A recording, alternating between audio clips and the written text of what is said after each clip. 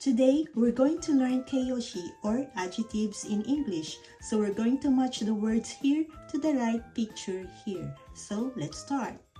Oki. Oki means big. So we have it here. Kono boru wa ookii desu. This ball is big. Chisai. It's here. Kono boru wa chisai desu. This ball is small. The next word is oi. Oi means plenty, a lot, or many. Kono gohan wa oi desu. The next word is sukunai. Sukunai means few or small amount. Kono gohan wa sukunai desu. Nagai. Nagai is long.